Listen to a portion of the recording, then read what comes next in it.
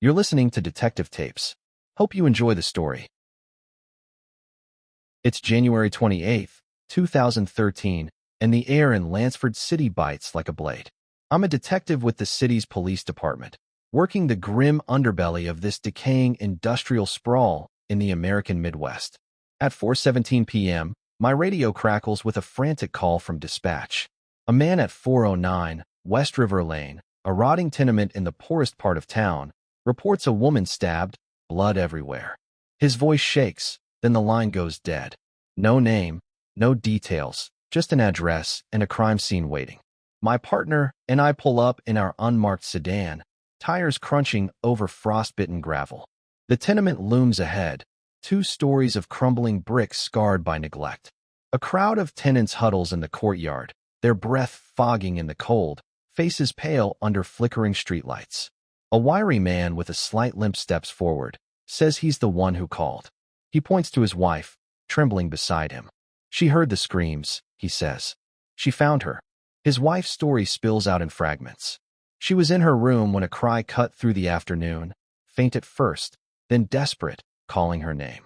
It was Iris Vale, she says, voice barely audible. Her son, playing outside, heard it too and urged her to check. She ran to Iris's room across the courtyard, but the door was latched tight.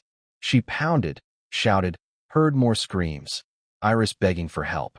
In a panic, she kicked the door until it splintered open. Inside, she saw a man standing over Iris, stabbing her with cold precision. The knife flashed as he turned, his face half hidden in shadow. "I'll kill you all," he growled, raising the blade. She froze, then bolted back to her husband, who was hobbling toward the scene. The killer didn't pursue. He slipped out the front gate, vanishing into the dusk. We step into Iris's room, a 12-square-meter cell reeking of blood and despair. Iris, 45, lies crumpled beside a narrow bed, her long-sleeved shirt soaked crimson, skirt yanked down to her knees. Her throat is a mess of deep, jagged wounds, too many to count. Blood spatters the floor, the walls, and a small dresser at the bed's foot. The cuts are deliberate, meant to kill fast. This wasn't a brawl, it was a slaughter. I check for a pulse, knowing it's futile. Her body's still warm. She's been dead less than an hour. No signs of sexual assault, despite the clothing. The room's bare, a single bed, a hot plate on a wobbly table, a wash basin, a small wardrobe. Bloodied footprints, large and distinct, track from the body to the door and out into the hall. The killer walked, didn't run. Arrogant bastard. The husband of the woman who found Iris says another tenant, a guy named Jonah, chased the suspect but lost him. Jonah's waiting nearby, a burly man with nervous eyes. He says he caught up to the guy a block away, saw blood on his jeans, but the man pulled a knife and threatened to gut him. No one else was around, Jonah says. I wasn't going to die for it. He watched the killer disappear down an alley. A security camera sits a few dozen meters from the tenement's green-painted gate. We pull the footage. At 2:17 p.m., a man strolls out of the complex, calm as you please. He's tall, maybe 5 feet 10 inches, lean, middle-aged, with a distinctive bald patch, shiny up front, thick hair in the back, like some medieval monk gone wrong. He's wearing a dark blazer, padded shoulders, and deep blue jeans. In his left hand, a white canvas bag swings lightly. He stops, pulls a cloth from the bag, and wipes his hands, then his pant legs, casual as if he's cleaning spilled coffee. 7 minutes earlier, at 2:10 p.m., the same man entered the complex, same bag, same unhurried stride. He paused at the gate, spoke briefly to someone out of frame, then stepped inside. 7 minutes. That's all it took for Iris Vale to die. Who was he talking to at the gate? Was it Iris? What set him off? The footage is clear enough to make out his face, but no one in the tenement recognizes him. We bag the evidence. Bloody footprints, a few smudged fingerprints on the dresser, none on the door. The prints we find belong to tenants. The killer was careful where it counted. Iris's ID says she's from a small town in rural Ohio, moved to Lansford a month ago. Her husband, reached by phone, is stunned. She was washing dishes at a diner, he says. Worked late, barely called. How could she make enemies? He's on his way from out of town, but I'm not holding my breath for answers. Something's off about the tenants, too. When we ask about Iris's life, they clam up, avoid eye contact. Finally, One woman, an older tenant with tired eyes, mutters that Iris wasn't at any diner. She worked the tenement's gate, soliciting men for quick cash, $20 a go. Stood right there. The woman says, nodding at the entrance. Called it gate work around here. So Iris was turning tricks, not washing dishes. Explains the cheap room by the gate, the pulled-down skirt. But the killer didn't rob her. Less than $30 in cash sits untouched in her room. No sexual assault either. What was his motive? Revenge? Rage? Something personal? We pull more footage from nearby cameras, but the suspect vanishes after leaving the tenement street. Over 100 officers fan out that night, combing alleys, knocking on doors, showing his face from the video. Nothing. 2 days pass, no leads. We widen the net, checking cameras within a 6-mile radius. Finally, a hit. Same guy, same dark blazer, same canvas bag, standing on a sidewalk 4 miles away. He climbs into a taxi, license plate Ohio DJ, 1872. We track down the driver, a guy named Caleb Strong. Caleb's shaken when we show him the video. Guy had blood on his jeans, he says. Carried that white bag. I told him I had to head home, couldn't take him. He pulled a knife, held it to my throat, said drive or die. Caleb drove 5 miles to a crowded market, made up an excuse about low gas, and got the guy out. Thought he was just some thug, Caleb says. Didn't know he'd killed anyone. The market's busy, no cameras. The trail's cold again. But this guy's not just a killer. He's reckless, bold, and doesn't care who sees him. That makes him dangerous. The market where Caleb Strong ditched the killer is a chaotic sprawl, a warren of stalls hawking everything from bootleg DVDs to day-old bread. No cameras, no witnesses stepping up. It's day 3 since Iris Vale's murder, and the Lansford City Police Department is stretched thin. Nora Cade and I are running on black coffee and sheer will, chasing a ghost who walks like he owns the night. The suspect's face, long, gaunt, with that bizarre half-bald head, is burned into every briefing. His image is plastered across local news, but Lansford's a black hole for information. Nobody talks to cops. Back at the station, we dig into Iris's life. Her husband, Amos Vale, arrives from rural Ohio, eyes red from grief or the long haul, maybe both. He's a trucker, gone for weeks, and says Iris moved to Lansford for work, sending money home when she could. She didn't say much, he admits, staring at the floor. Said she was at a diner, pulling late shifts. I believed her. When I mentioned the tenant's talk of Iris's gate work, his jaw tightens, like he's swallowing broken glass. She never told me, he mutters. I don't push, his pain's not my case. But Iris was living a double life, and that's where the truth hides. Her phone records show 4 missed calls from Amos the day she died. Nothing else suspicious. No texts, no shady contacts. If she was soliciting, she kept it off the grid. The investigation stalls until a late-night call from Traffic Division. At 9:30 p.m. on the night of Iris's murder, 2 hit-and-runs went down on Riverbend Road, near the market where our suspect vanished. The first victim, a 16-year-old kid named Theo Finch, was crossing the street when a small silver pickup truck slammed into him at 9:24 p.m. The driver didn't stop. 10 minutes later, 350 meters down the road, another pedestrian, 46-year-old Harlan Voss from a nearby township, was hit by what witnesses swear was the same truck. Both are in the hospital, critical. We pull traffic cam footage from Theo's accident. The truck barrels through, weaving like a drunk, clipping the kid with a sickening thud. No clear shot of the driver, but the vehicle's distinct, a custom rack welded behind the cab, taillights flickering like they're short-circuiting. No plate visible. Witnesses to Harlan's crash, including his nephew who was with him, confirm the truck's description. Silver, small, drove like hell. The nephew says, still shaken. Didn't even brake. The hospital calls at dawn. Theo and Harlan didn't make it. 2 more deaths, same night as Iris. My gut screams it's our guy. The timing, the recklessness, it's his signature. We scour traffic cams for hours, cross-checking every silver pickup in a 10-mile radius. Finally, a hit. A truck matching the description, license plate Ohio AR, 5340, caught speeding through an intersection minutes after the second crash. The driver's face is clear, same gaunt features, same dark blazer. And there, on the passenger seat, that damn white canvas bag. We trace the plate to a local named Roland Bean. When we call, He's hostile, cussing us out before hanging up. We drive to his place, a grimy auto shop on the city's edge. Roland's a weathered mechanic, mid-50s, sweating when we show up. "Thought you were scammers," he grumbles, explaining the hang-up. His story checks out. He sold the truck on the morning of January 28th to a woman named Tessa Wren, who flips used vehicles for profit. He shows us the contract, signed and dated. Tessa's next. She runs a lot at the old car market, a dusty patch of asphalt packed with beat-up sedans and trucks. She confirms Roland's story. She bought the truck, and her husband parked it at the market to sell. But that afternoon, it was stolen. "My husband left it at 4:32 p.m., she says. By 5 o'clock, it was gone. She reported the theft, but was too busy with another deal to follow up. Market security footage shows a man circling the truck at 4:54 p.m., tall, half-bald, dark blazer, white canvas bag. He tries the door, fails, then pulls something from the bag. A minute later, he's inside, driving off. It's him. The truck's trail leads to a highway, but Tessa says Roland warned her it had barely enough gas for 60 miles. We calculate the distance, 40 miles from the market to the hit-and-run site, then onto the highway. He couldn't have gone far. We alert highway patrol, distribute his description: 5 feet 10 inches, 40 to 50, half-bald, dark blazer, jeans, white bag.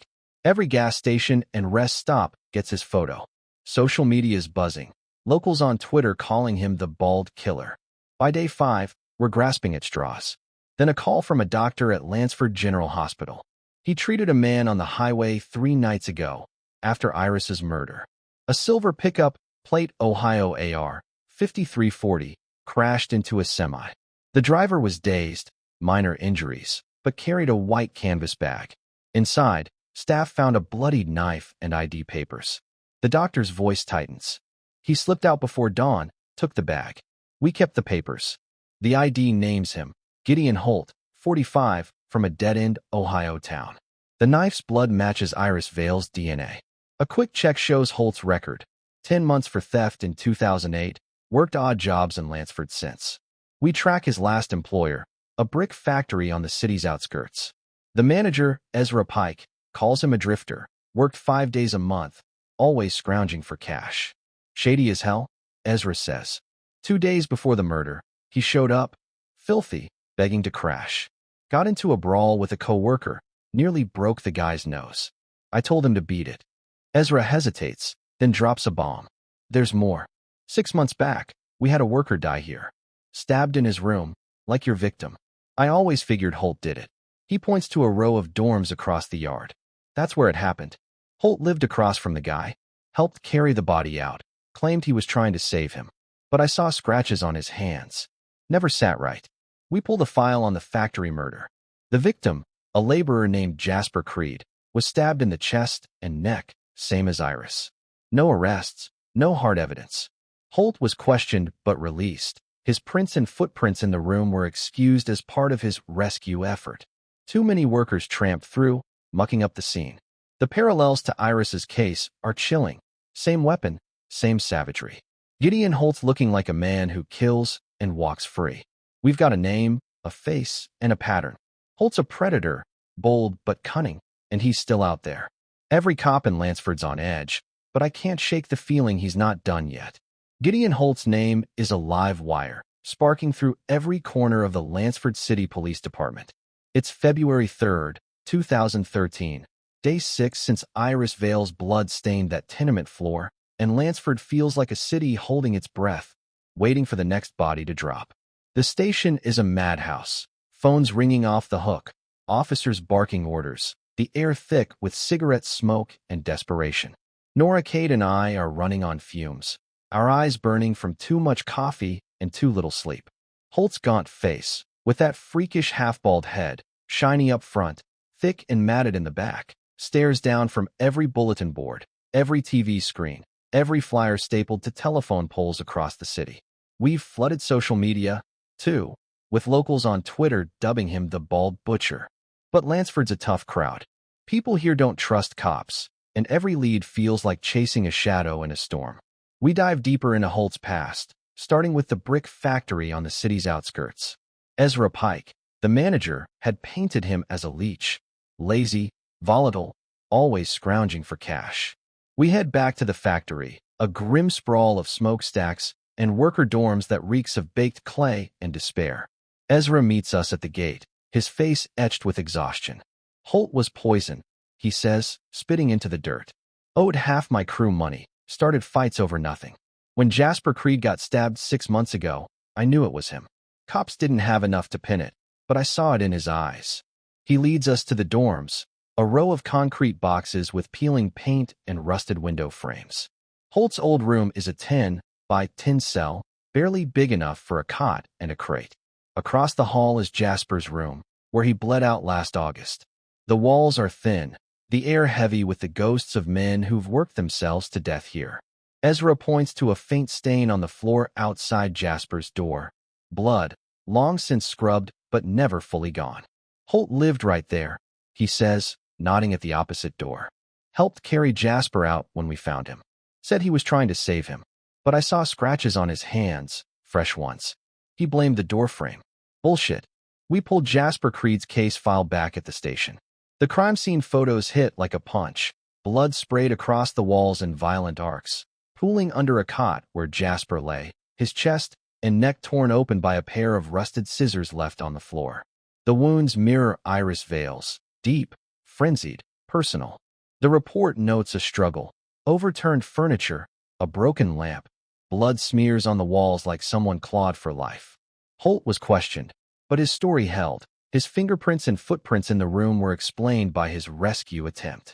Too many workers had tramped through the scene, muddying the evidence. No arrest was made, and the case went cold. But the similarities to Iris's murder are undeniable. Same weapon type, same savagery, same lack of motive. Holt's not just a killer, he's a pattern.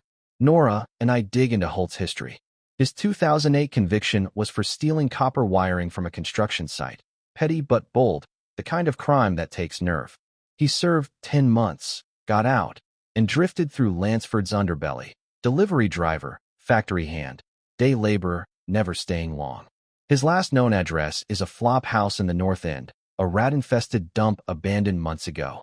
The manager there, a chain-smoking woman named Vera Holt, no relation, barely remembers him. Quiet guy, she says, exhaling a cloud of smoke. Always carried a white canvas bag, like he was ready to bolt. Kept to himself, paid in cash, then vanished. The hospital's ID papers flesh out the picture. Gideon Everett Holt, 45, born in a dead-end Ohio mill town called Iron Hollow. No family listed, no emergency contacts. The bloodied knife they found, confirmed as Iris's murder weapon, had been left behind when he fled the hospital. Why carry it after the crime, then ditch it? Sloppy, or a taunt?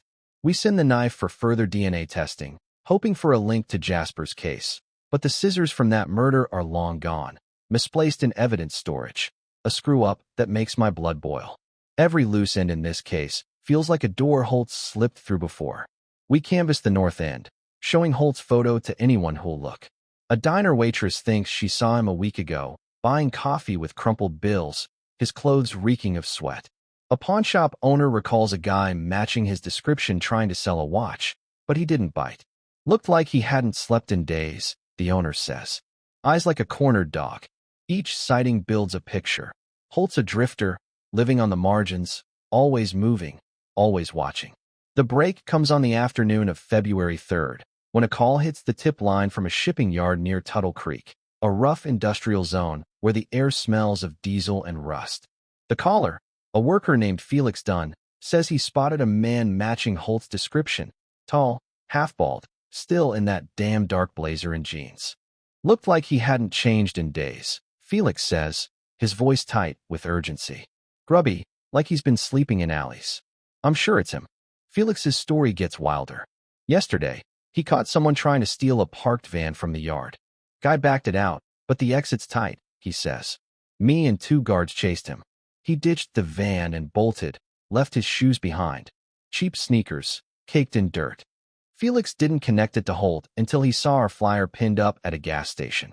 Then, this afternoon, he spotted the same man at a flea market a block away, buying a sandwich from a food cart. I followed him, kept you guys on the line, Felix says. He's in an alley off the market now, near the old cannery. Nora and I scramble a team. 6 uniforms, plus us, piling into squad cars with sirens screaming.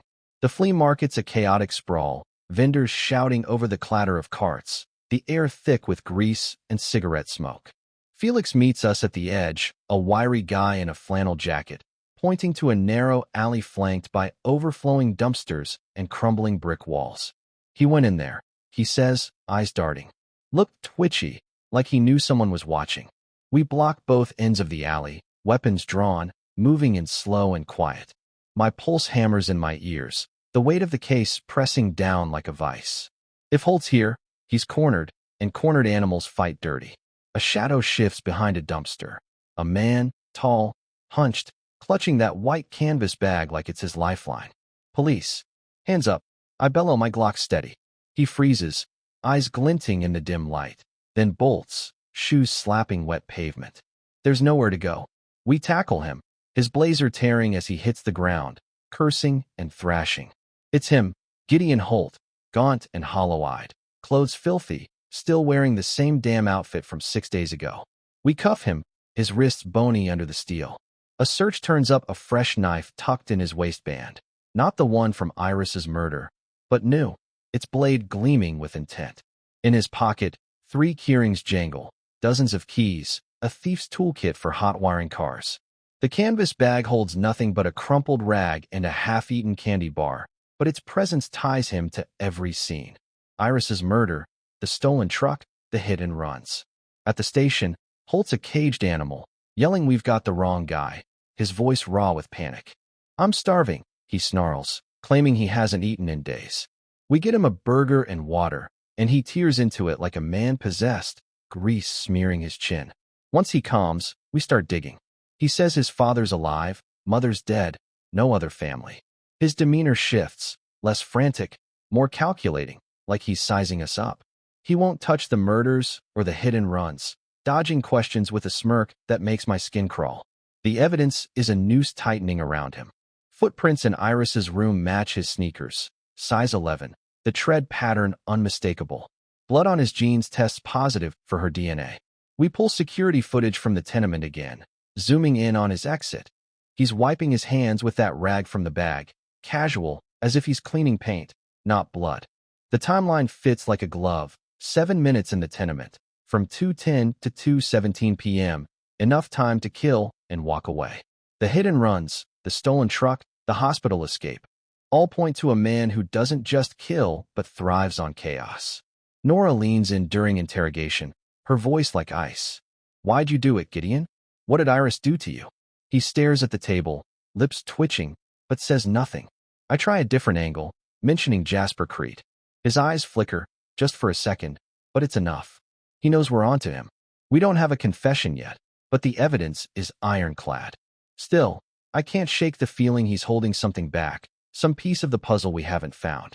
Holt's not just a killer. He's a storm, and we've only caught the edge of it. The interrogation room smells of sweat and burnt coffee, the fluorescent lights buzzing like a swarm of angry flies. It's February 4th, 2013, just past midnight, and Gideon Holt sits across from me, cuffed to the table, his gaunt face half lit by the harsh glow. His eyes are sunken, darting between me and Nora Cade, who's leaning against the wall, arms crossed, her stare sharp enough to cut glass. Holt's calm since we dragged him in from that alley, but there's a coiled energy in him, like a snake waiting to strike.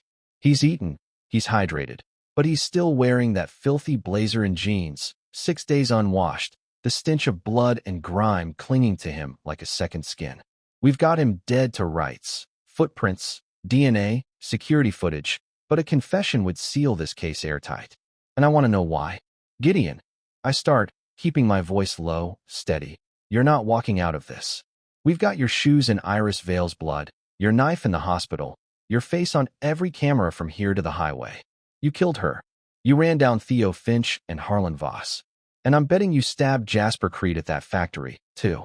Talk to me. Tell me what happened. Holt's lips twitch, that smirk creeping back.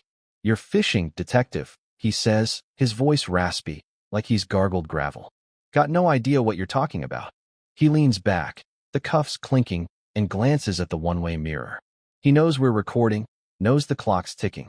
But there's no fear in him, just defiance, maybe amusement. It makes my skin crawl. Nora steps forward, slamming a photo of Iris Vale's crime scene on the table. Blood pools under her body, her throat a ruin of slashes. Look at her, Gideon, Nora snaps. You did this. 7 minutes in her room, 2:10 to 2:17 p.m. You walked in, you walked out. She's dead. Why'd you do it? She turn you down? Cheat you? What? Holt's eyes flick to the photo, then away, his smirk fading. For a split second, I see something. Guilt, maybe, or shame, but it's gone fast. Didn't know her, he mutters. Never met her. It's a lie, and we both know it. The security footage showed him pausing at the tenement gate, talking to someone before he went in. Lila Tate heard Iris screaming his name. He was there, and he wasn't just passing through. I try a different angle. Jasper Creed. I say, sliding another photo across the table. Jasper's dorm room, blood sprayed like a Jackson Pollock painting, the rusted scissors glinting on the floor. 6 months ago, at the brick factory. Same wounds, same rage. You lived across from him, Gideon.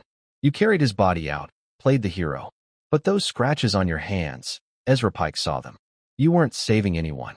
His jaw tightens, fingers twitching in the cuffs. That wasn't me, he says, but his voice cracks, just enough to betray him.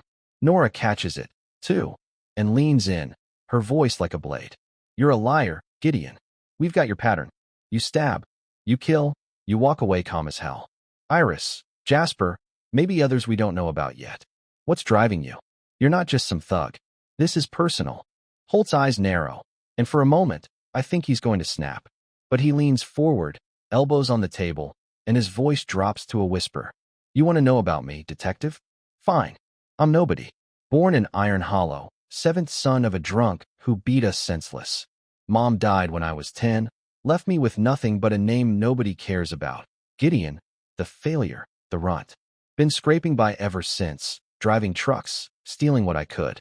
World don't give a damn about me, so why should I care about it? It's the first crack in his armor, but it's not enough. I push harder. So you take it out on people like Iris? Jasper? What did they do to you, Gideon? You owe them nothing, but you didn't just kill them. You butchered them. He laughs, a dry, bitter sound. You think you've got me figured out? You don't know shit. But his hands are shaking now, the cuffs rattling. Nora slides another photo in front of him. The silver pickup, Ohio AR, 5340, its front end crumpled from the highway crash. You stole this truck, Gideon, she says. Ran down 2 people, left them to die. Theo Finch was 16. Harlan Voss had a family. You didn't even blink. Holt's smirk is gone now, his face pale. I didn't mean to, he starts, then catches himself, clamping his mouth shut. It's the closest we've gotten to a confession, and my pulse spikes. I lean in, keeping my voice calm. Didn't mean to what, Gideon? Kill them? Or get caught? He glares at me, eyes burning, but he's cornered. The evidence is a noose, the bloody knife, the footprints, the security footage of him strolling out of Iris's tenement, wiping his hands like he's cleaning up after a barbecue. The truck's path from the stolen lot to the hit-and runs, the hospital ID papers, it all points to him. But I need the why, the spark that set this fire. Let's go back to Iris, I say. You walked into that tenement at 2:10 p.m. You talked to someone at the gate. Her, right? What happened in those 7 minutes? She was alive when you walked in, dead when you walked out. Holt's silent for a long moment, staring at the table like it holds the answers. Then, slowly, he starts talking. I was broke, he says, voice low. Wandering, looking for work. Passed by that tenement, saw her at the gate. She called me over, said she'd, for $20. Said it'd be quick, full service. I didn't have a dime, but I figured I could talk my way through. He pauses, swallowing hard. She let me in, started undressing, then asked for the money up front. I said I'd pay after, but she wasn't having it. Got loud, called me a deadbeat, told me to get out. I lost it. She kept yelling, pushing me toward the door, and I just grabbed the knife from my bag. Next thing I know, she's on the floor, blood everywhere. I didn't plan it. It just happened. Nora and I exchange a glance. It's a confession, but it's too clean, too neat. Holt's not the type to snap over a few harsh words. I press him. You didn't just snap, Gideon. You stabbed her over a dozen times. That's not losing it. That's rage. What else was going on? You knew her, didn't you? He shakes his head, but his eyes betray him again, flickering with something. Recognition, maybe. Didn't know her, he insists. Just a bad day. I don't buy it. Iris's wounds were personal, like he was erasing her. And Jasper Creed's murder, 6 months earlier, feels too similar to be a coincidence. We shift to the hit and runs. The truck, Nora says, tapping the photo. You stole it from Tessa Wren's lot. Drove like a maniac on Riverbend Road. Theo and Harlan didn't stand a chance. Why'd you keep going? Why not stop? Holt's voice is barely audible now.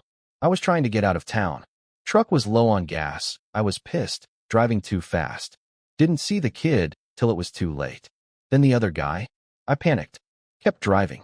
Thought I could make it home, back to Iron Hollow. But the tank was near empty, and I crashed into that semi on the highway. It's a start, but there's more he's not saying. The hospital escape, the new knife we found on him. He was planning something else. And Jasper Creed? I ask, circling back. You lived across from him. Same wounds, same weapon. You gonna tell me that was another bad day? Holt's face hardens, and he leans back, shutting down. I didn't touch him, he says, but there's no conviction in it. The scratches Ezra saw, the timing, the brutality, it all points to him. We don't have enough to charge him for Jasper's murder yet, but the Iris case is locked tight, and the hit and runs are close behind. We book him for murder and vehicular manslaughter, pending further investigation into Jasper's case. As we leave the interrogation room, Nora's quiet, her jaw tight. He's holding back, she says. There's something bigger here, Elias. Iris wasn't random. Neither was Jasper. He's got a reason, and it's buried deep. I nod, my mind racing. Holt's life, abusive father, dead mother, a string of failures, explains the anger, but not the precision. He's not just a drifter killing on impulse. There's a pattern, a trigger we haven't found. And with a new knife in his pocket when we caught him, I'm sure he wasn't done. The city's safe for now, but I can't shake the feeling we've only scratched the surface of Gideon Holt's darkness. Back at my desk, I pull the files again, staring at the photos of Iris and Jasper. 2 lives snuffed out, 2 families broken. Theo Finch and Harlan Voss make 4. Holt's a one-man wrecking crew, but why these people? Why now? I think back to what he said about Iron Hollow, about being the runt nobody cared about. There's a story there, one that might explain the rage that drives him to kill. Tomorrow, we'll dig deeper into his past, his connections, anything that ties him to his victims. Because if there's one thing I've learned in this job, it's that monsters like Holt don't stop until you make them. February 5th, 2013, and the Lansford City Police Department is a pressure cooker on the verge of bursting. The air in the station hums with tension, officers moving like ants in a kicked nest, their voices sharp with urgency. Gideon Holt's arrest has the city buzzing, news vans camped outside, locals flooding Twitter with speculation about the bald butcher. But Nora Cade, and I know the job's not done. Holt's confession to Iris Vale's murder was a start, but it's thin, too clean, like he's feeding us just enough to keep us off balance. The hit and runs that killed Theo Finch and Harlan Voss are pinned on him, but Jasper Creed's murder at the brick factory 6 months ago still hangs open, a loose thread in a case that's already a tangle of blood and lies. And those eyes of his, cold, calculating, like a predator sizing up its next move. Tell me he's not finished playing games. We're back in the interrogation room at 7 a.m., the fluorescent lights casting harsh shadows across Holt's gaunt face. He's still in that filthy blazer, the cuffs chafing his wrists, but he's calmer now, almost too calm. The burger we gave him last night seems to have bought a sliver of cooperation, but his smirk is back, curling like smoke. I spread the case files across the table, photos of Iris Vale's mangled throat, Jasper Creed's blood-soaked dorm, the crumpled front end of the stolen pickup truck. You're going down for Iris, Gideon. I say, my voice steady. The DNA, the footprints, the cameras, they've got you. Theo and Harlan, too. But Jasper's case is still open. Talk to us. Clear the slate. Holt's eyes flick to the photos, lingering on Jasper's. You're obsessed, detective, he says, his voice low, almost amused. Think I'm some mastermind? I'm just a guy who got screwed by life. He leans back, the cuffs clinking, and I catch a glimpse of something new. Fatigue, maybe, or the weight of secrets he's tired of carrying. Nora's not having it. She slams her hand on the table, the sound sharp in the small room. Cut the crap, Gideon. You stabbed Iris a dozen times because she called you out for being broke? That's your story? And Jasper? What? He owe you money, too? You lived across from him, carried his body out, played the hero. But those scratches on your hands? You didn't get those from a door. Holt's smirk falters, his fingers twitching. You don't know me, he mutters, but there's a crack in his voice, a tremor that wasn't there before. I seize it. We know enough, I say, sliding Jasper's file closer. Same wounds, same rage. You're not random, Gideon. You pick your targets. Iris, Jasper, maybe others. What's the connection? Why them? He's silent, staring at the table like it's a lifeline. Then, slowly, he starts talking, his voice barely above a whisper. Iron Hollow, he says. That's where it starts. Grew up there, seventh son of a drunk who used his fists more than his words. Mom died when I was 10. Cancer ate her slow. Left me with a father who called me runt, said I'd never amount to shit. Moved to Lansford when I was 20, thought I'd escape. But this city's just another cage. I exchange a glance with Nora. This is the most he's given us, but it's still not enough. So you take it out on people like Iris? I ask. She was just trying to survive, like you. What set you off? Holt's eyes darken, and he leans forward, the cuffs scraping the table. She laughed at me, he says, his voice raw. I didn't have the $20, and she laughed, called me a loser, said I wasn't worth her time. Something snapped. I saw my old man's face in hers, all that contempt. I grabbed the knife from my bag, didn't stop till she was quiet. He pauses, swallowing hard. Didn't mean to kill her, just wanted her to shut up. It's a confession, raw and jagged, but it feels like half the story. Nora pushes harder. And Jasper? Same deal? He laugh at you, too? Holt's face twists, a flash of anger. Jasper was a loudmouth, always bragging about his pay, his girls, how he was better than me. That night, we were drinking in the dorms, and he started in, called me a leech, said I'd never pay him back the $50 I owed. I told him to back off, but he kept pushing, got in my face. I grabbed the scissors from his desk. Next thing, he's on the floor, bleeding out. I didn't plan it. It just happened. I leaned back, my mind racing. 2 murders, both triggered by insults, by people who made Holt feel small. It fits his story. Abused kid, rejected by the world, lashing out at anyone who echoes that pain. But there's a coldness to him, a calculation that doesn't match this snapped excuse. He walked out of Iris's room wiping his hands, stole a truck, killed 2 more people without blinking. This isn't just rage. It's a man who's learned to kill and keep moving. What about Theo and Harlan? Nora asks, her voice like steel. You ran them down, Gideon. A kid and a father. Why didn't you stop? Holt's shoulders slump, the fight draining out of him. I was running, he says. After Iris, I knew I had to get out of Lansford. Stole that truck from the market, thought I'd make it back to Iron Hollow. But I was wired, angry, driving too fast. Didn't see the kid till he was under the wheels. The other guy. I panicked, kept going. Truck was low on gas, and I crashed on the highway. Thought I was done for, but the hospital gave me a way out. He's admitting to it all now, the dam breaking. But I'm still missing something. The new knife? I say, holding up the bag blade we found on him. You bought this after the hospital. Who were you going after next? Holt's eyes go blank, like a shutter slamming shut.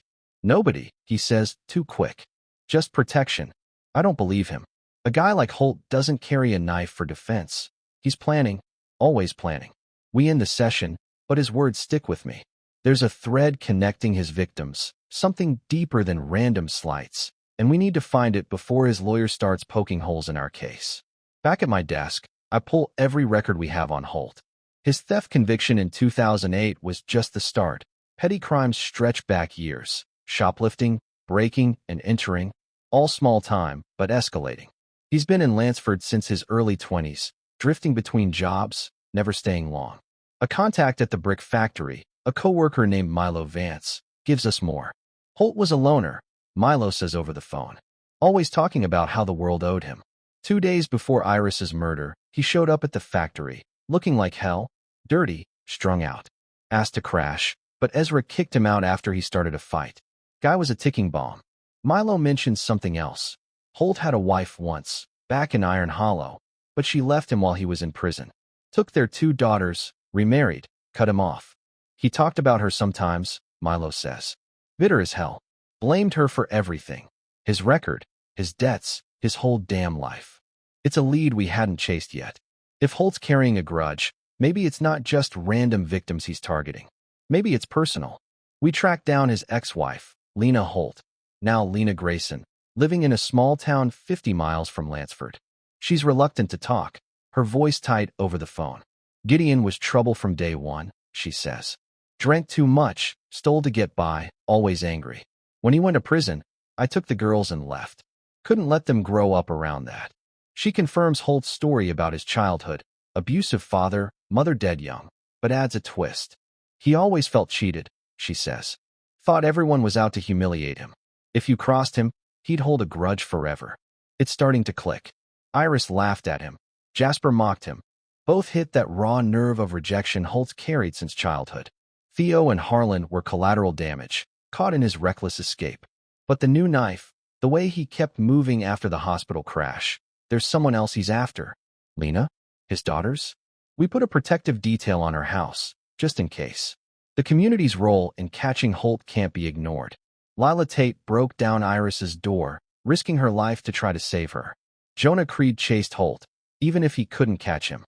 Caleb Strong outsmarted him in that taxi, getting him out of the car without a fight. Felix Dunn's quick thinking at the flea market pinned Holt down. These people, ordinary, flawed, just trying to get by, stepped up when it mattered. Their courage is the only reason we've got Holt in cuffs. By evening, we get word from the lab. The new knife on Holt has no blood, no DNA, but it's identical to the one used on Iris, a cheap hunting blade, sold at every hardware store in Lansford. It's circumstantial, but it screams intent. We also pull records from the brick factory. Holt owed Jasper money, just like Milo said, and witnesses confirm a drunken argument the night Jasper died. It's not enough for a charge yet, but it's close. As night falls, I stand outside the station, the cold biting through my coat. Holt's face flashes in my mind. Those eyes, that smirk. He's a man who's spent his life running from the pain of being nobody, and now he's left a trail of bodies to prove he's something. But we're not done. Tomorrow, we'll push for more, dig into his past, find the trigger that turned a drifter into a killer. Because if there's one thing I know, it's that men like Gideon Holt don't stop until you break them. February 28th, 2013, and Lansford City is a city on edge, its pulse quickening as Gideon Holt's trial looms. The Lansford City Courthouse, a gray stone monolith in the heart of downtown, is swarmed with reporters, their cameras flashing like vultures circling a kill. Inside, the air is thick with anticipation, the kind that makes your skin prickle. Nora, Cade, and I sit in the front row of the courtroom, our badges tucked away, our eyes locked on the defendant's table where Holt will soon sit. It's been 3 weeks since we dragged him out of that alley. 3 weeks since his confession cracked open the case of Iris Vale's murder and the hit-and-runs that killed Theo Finch and Harlan Voss. But Jasper Creed's murder at the brick factory still hangs unresolved, a shadow over our victory. Today, we'll see if justice holds, or if Holt slips through the cracks again. The past weeks have been a grind. Holt's lawyer, a slick public defender named Victor Lyle, has been poking holes in our case, claiming his client's confession was coerced, that he was starving and sleep-deprived when we interrogated him. Lyle's good. I'll give him that. Sharp suit, sharper tongue, painting Holt as a victim of circumstance, a drifter pushed to the edge by a cruel world. But we've got the evidence. Iris's blood on Holt's jeans, his footprints in her room, the security footage of him strolling out of the tenement at 2:17 p.m., wiping his hands like he'd just finished a meal. The stolen truck, Ohio AR 5340, ties him to the hit-and-runs, with traffic cam footage and witness statements locking it down. Jasper's case is shakier. No murder weapon, no DNA, but we've built a strong circumstantial case, and I'm praying it's enough. Holt shuffles into the courtroom, cuffs clinking, his gaunt face paler under the fluorescent lights. He's cleaned up, fresh shirt, combed hair, but that half-bald head, shiny up front, thick in the back, still gives him that monk-like menace. His eyes scan the room, lingering on me and Nora, and I catch that smirk, faint but there, like he's still playing a game only he understands. The gallery is packed.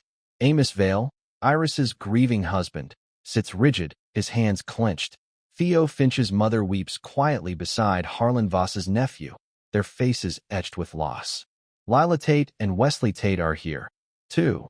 Their courage in breaking down Iris's door a quiet testament to the community's role. Jonah Creed, who chased Holt, and Felix Dunn, who pinned him at the flea market, sit near the back, their presence a reminder that Lansford's people fought back. The trial kicks off with the prosecutor, a no-nonsense woman named Clara Henshaw, laying out the case. She walks the jury through Iris's murder, the 12-square-meter room, the blood-spattered walls, the dozen stab wounds that tore through her throat. Gideon Holt entered that tenement at 2:10 p.m. on January 28th, she says, her voice cutting through the room. 7 minutes later, Iris Vale was dead. He walked out, calm as you please, wiping her blood from his hands.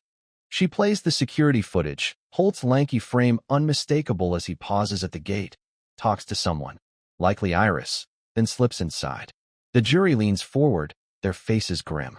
Clara moves to the hit and runs, showing traffic cam stills of the silver pickup tearing down Riverbend Road. Theo Finch, 16, never had a chance, she says, her voice softening. Harlan Voss, 46, left a wife and son. Holt stole that truck, drove it like a weapon, and didn't stop. She calls Caleb Strong, the taxi driver, who recounts Holt's knife to his throat, the blood on his jeans, the white canvas bag. I thought he'd kill me. Caleb says, his voice steady but haunted. The jury's eyes narrow, their sympathy for Holt eroding. Jasper Creed's murder is the tough sell. Clara presents the parallels, the chest and neck wounds, the frenzied attack, Holt's proximity as Jasper's dorm neighbor. She calls Ezra Pike, the brick factory manager, who testifies about Holt's volatility. He owed Jasper money, Ezra says, his voice gruff. They fought the night Jasper died. I saw scratches on Holt's hands the next day, fresh, like he'd been in a struggle. Milo Vance, the co-worker, backs it up, describing Holt's bitterness, his drunken rants about being disrespected. He hated Jasper, Milo says. Said he'd make him pay. It's not a smoking gun, but it's close. Lyle counters hard, calling Holt to the stand. It's a risky move, but Holt plays it well, his voice low, almost broken. I didn't mean to hurt nobody, he says, eyes downcast. Iris laughed at me, made me feel small. I snapped. The truck. I was scared, running. Didn't see those people till it was too late. He denies killing Jasper, claiming he tried to save him, that the scratches came from moving the body. I'm no saint, he says, but I'm no monster. It's a performance, and I see a few jurors soften, their faces uncertain. Nora and I testify next, walking through the investigation, the tenement footage, the hospital knife, the alley arrest. I describe Holt's new knife, the one we found on him. Its blade identical to Iris's murder weapon. He wasn't done, I say, locking eyes with the jury. He was planning to kill again. Lyle objects, calling it speculation, but the judge lets it stand. The jury's attention sharpens, their doubt shifting back to Holt. The trial stretches over days, each witness adding weight to the case. Lila Tate recounts Iris's screams, her voice trembling as she describes kicking down the door, seeing Holt with the knife. Jonah Creed tells of chasing him, the blood on his jeans glinting in the dusk. Felix Dunn's testimony seals it.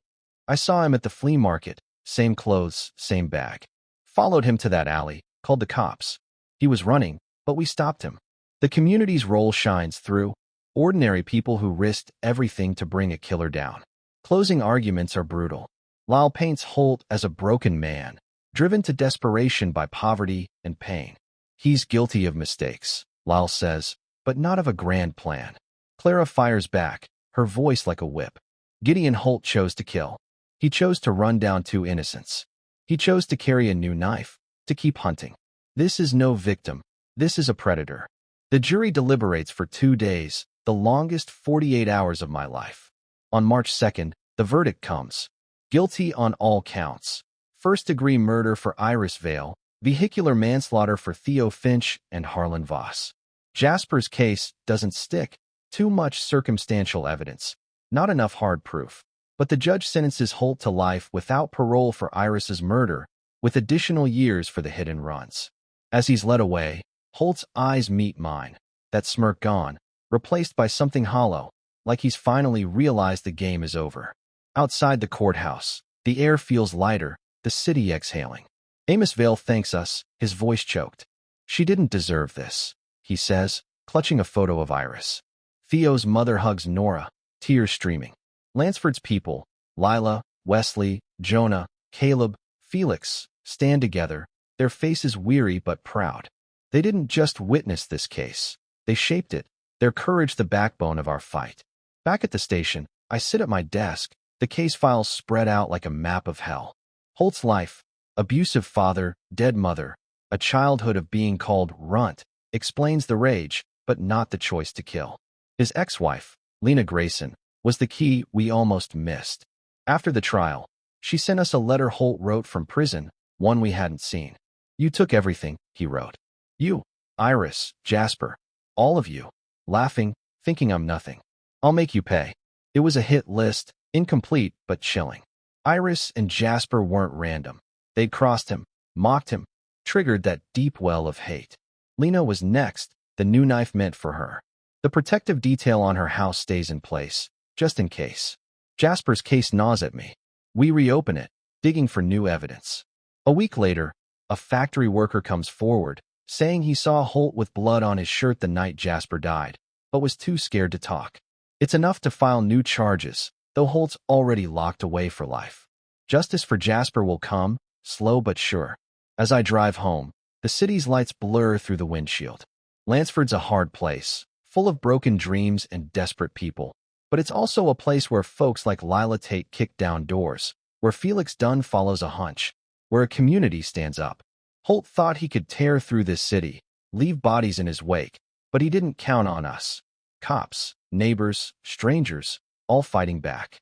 He's gone, locked in a cage, but the scars he left linger, a reminder of how close we came to losing.